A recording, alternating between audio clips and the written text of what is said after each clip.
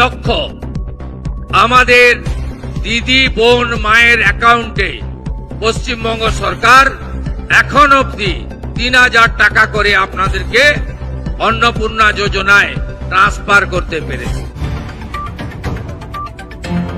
তোমরা শুনতেই পেলে মাননীয় মুখ্যমন্ত্রী নিজের মুখে বলে দিয়েছে যে ৭৯ লক্ষ মা বোনের অ্যাকাউন্টে পৌঁছে গেছে অন্নপূর্ণা যোজনার টাকা। কিন্তু এবার আমার সাদা মনের কথাটা হচ্ছে এই ৭৯ লক্ষ মানুষের মধ্যে আমার গোষ্ঠীর কেউ নেই। কিন্তু কেন নেই? আমার গোষ্ঠী, আমার বাবার গোষ্ঠী, আমার মার গোষ্ঠী, আমার ১৪ গোষ্ঠী, এমনকি আমার ফ্রেন্ড সার্কেল যত আছে তাদের সবার গোষ্ঠী ধরে বলছি। আমি কিন্তু এখনো পর্যন্ত এরকম একজনকে খুঁজে পাইনি যে আমাকে সে বলেছে যে আমি কিন্তু অন্নপূর্ণা যোজনার টাকাটা পেয়েছি। যদি আপনাদের মধ্যে এমন কেউ থেকে থাকেন যে অন্নপূর্ণা যোজনার টাকাটা পেয়েছেন, অবশ্যই আমায় কমেন্ট করে জানিয়ে যাবেন। আর ভিডিওটা ভালো লাগলে জনস্বার্থে বেশি বেশি করে শেয়ার করে দেবেন।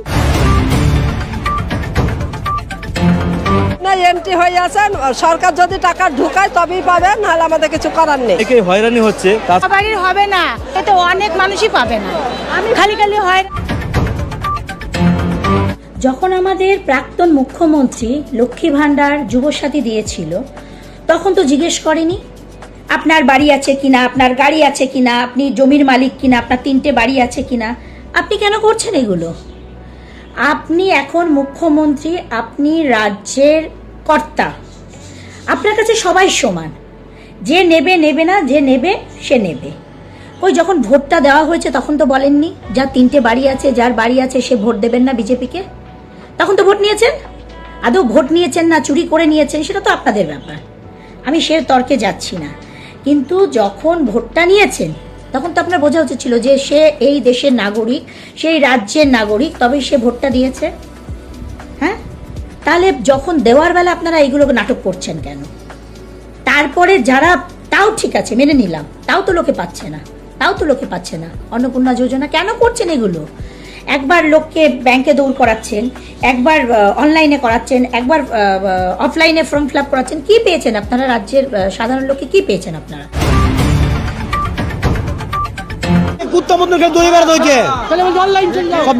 বেকার চিজ কি কাজ করতে এসেছিলেন?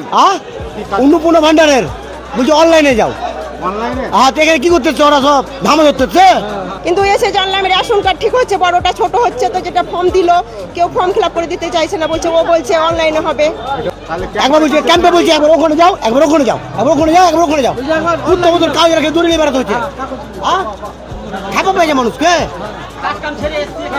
অস্ত্র আমার নষ্ট হলে কে দিবে এখন?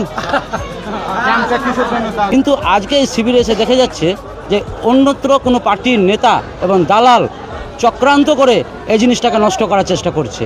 তাই মাননীয় শুভেন্দু অধিকারীর কাছে আমাদের নির্দেশ, সমস্ত পশ্চিমবাংলাবাসীর পক্ষ থেকে অনুরোধ যেন কোনো দালাল কোনো শিবিরে প্রয়োজন উপস্থিত না থাকতে পারে।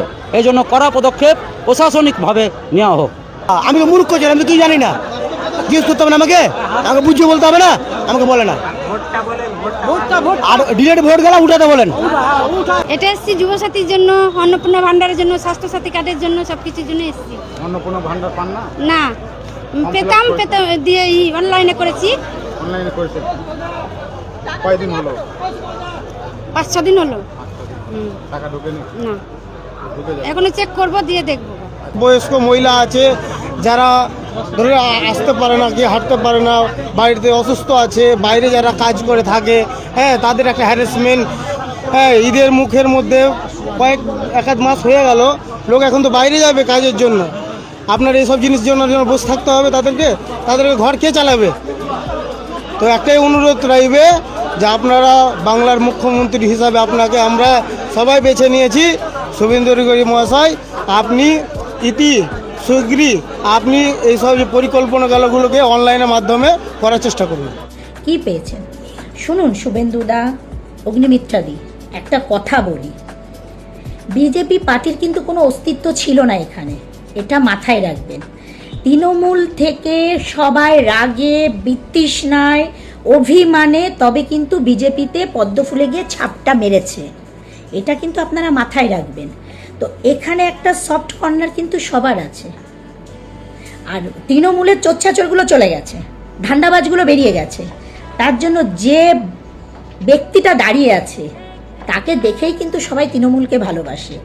যেমন বুদ্ধদেবকে দেখে আজকে সিপিএমকে ভালোবাসে, সেরকম যে কালীঘাটে বসে আছে না, দাঁড়িয়ে আছে, তাকে দেখে তৃণমূলটাকে ভালোবাসে। যারা পেট ভর্তি এসেছিল, চোরচাচুরগুলো পালিয়ে গেছে। ওই জন্য আবার কিন্তু ঘুরে দাঁড়াতে টাইম লাগবে না মানুষের। আপনাদের দেওয়ার হলে আপনারা দিন, না হলে বলে দিন আমরা দিতে পারবো না। মোদিজি অমিত শাহকে বোঝান এটা পশ্চিম বাংলা। বাঙালি নিজেই জানে না তারা কি চায়।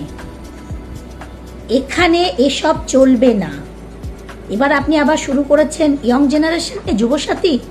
হ্যাঁ, মমতা ব্যানার্জি ভোটের আগে 2 মাস প্রত্যেকটা ছেলে মেয়ে পেয়েছে যারা ফর্ম ফিল আপ করেছে, যে ডেটে বলেছিল সেই ডেটে পেয়েছে। লক্ষ্মী ভান্ডার কন্টিনিউ একটা মাসের জন্য কারোর বন্ধ যায়নি।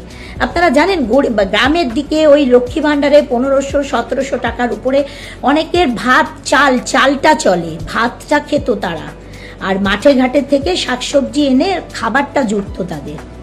সেখানেও আপনারা লাথি মেরেছেন। এগুলো করবেন না শুভেন্দুদা, আপনাকে বলছি এগুলো করবেন না। আমি কোনো পার্টির না, আমার অভিমান হয়েছিল, আমি তৃণমূল থেকে বিজেপিতে গিয়ে ভোট দিয়েছি, আমি ওপেন ক্যামেরার সামনে বলছি। কিন্তু কোথাও একটা কিন্তু আমার না, এরকম হাজার হাজার ছেলে মেয়েদের কোথাও একটা কিন্তু রয়েছে। আর চোরচাচর বেরিয়ে গেছে, এটা মাথায় রাখবেন। দলে কিন্তু এখন আর চোরচাচর নেই, ধান্দাবাজগুলো বেরিয়ে গেছে, রং মাখা সংসাজা জোগাড়গুলো বেরিয়ে গেছে। ওই জন্য বারবার বলছি, যেটা কমিটমেন্ট করেছেন আপনারা সেটা করুন। কার বাড়ি আছে, কার গাড়ি আছে, কারই আছে, এগুলো দেখবেন না। হ্যাঁ, মেয়েরা সরকারি চাকরি করে, যাকে তার দরকার নেই, সে তো এমনি হাজার হাজার টাকা মাইনে পাচ্ছে, সেটা ঠিক আছে, সেটা মমতা ব্যানার্জির আমলেও ছিল। আর আপনি যখন দেখেছেন যে লক্ষ্মী ভান্ডার ছেলেরা পাচ্ছে, তাদের বাদ দিয়ে দিন। আপনি তো ধরতে পেরেছেন, তাহলে আপনি তাদের বাদ দিয়ে দিন। আপনি টোটাল কেন এই গেমগুলো খেলছেন, এই ন্যাকামিগুলো কেন করছেন বাংলার মা বোনদের নিয়ে কেন করছেন? কোনো ভাতাটাই দেয় না এরা, শুধুই দবা করে ডেকালি আইছে, ডেকালি এসে কোনোটাই দেয় না। এসে বলছে আজকে এইটা হবে না, ওইটা হবে না, সেইটা হবে না, বার্ধক্য হবে না, বিধবা হবে না, যুব শক্তি হবে না, PM কিষাণ আমি পেতুন, ঠাকুরের সম্পত্তিতে আজকে বলছে ওইটা তোমার কাগজই নাই, ভাগার হবে। আবার কি হবে, ভাগার দেবে এরা। জনকল্যাণ নয়, জনলোককে হ্যারাসমেন্ট করাচ্ছে, আর কিছু করার নেই জনগণকে, আর কিছুই করায় না। একবার মিথ্যা কথা বলেছে, একটাও দেয়, একটা দিচ্ছে। কেউ পেয়েছো ভাই? তোমরা বলো যে হ্যাঁ এইটা পেয়েছো, ওইটা পেয়েছো, এটা করেছি, বলো তোমরা। তাহলে 3 দিনের দরকার আছে, ওই যে বলে গেল কথাটা ঠিক। কোনোটাই অ্যাপ্লিকেশন করতে পারেন, 19 দফা কাগজ নিয়ে এইছিল, এই যে 19 দফা কাগজ এনেছি, কোনোটাই হয়। কি কাজ হবে কি সেটা ওরা বলে আমি আর বলতে পারবো না দাদা। আমি এই যে এসেছি, বৃদ্ধ মা বাবাকে 90 বছর বয়স, এখানে বস করে রেখেছি, এসে বললো বার্ধক্য ভাতা হবে না। তাহলে হবে কি? তাহলে আমি আমার যুবশক্তি বল না, যুবশক্তি এখন হয়নি। তাহলে PM কিষাণের এই যে দলিল কাগজপত্র নিয়ে বলে এইটা এখন হবে, সেটা বলতে পারবো না কেন জানানো হয়নি। কিন্তু মোবাইলে দিয়েছে, সব হবে। 49 দফা কাগজ হবে, কালকে রাত্রেবেলা মেসেজে দিয়েছে, আমার মেসেজ দিল, আমি দেখে দিতে পারবো মেসেজটা। কিন্তু এখন এসে বলছে এইটা হয় না, ওইটা হয় না, সেইটা হয় না। আমাদের কোথা থেকে আসছেন? আমি ধুলেপুর থেকে আসছি। আপনি কি কাজ করাতেন আজকে? আজকে আমি বার্ধক্য ভাতা করাতুন, PM কিষাণ করাতুন, যুব শক্তি করাতুন, এই 3টে কাজ আমি করাতুন। আপনার নাম? বলতেই পারবো। আপনার নাম? দাদা আজই আপনার হয় না? কোনো কাজ হয় না, ওরা বললো হবে না, ঘর যান। আমার সরকার বদলানোর মানেটা কি? যাতে আমরা ভালো পাই, ভালো খাই।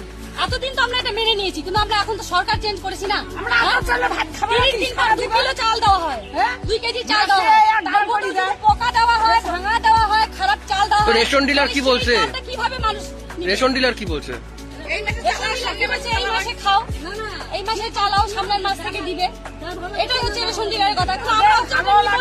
ওটা নিয়ে আমরা কি করবো? আমরা সরকার বদলানোর পরেও যদি আমাদের সেই আগের মতন পরিস্থিতি হয়, তাহলে আমরা সরকারটা বদলাইলাম কেন? কিসের জন্য বদলালাম? এখন কি চাচ্ছেন?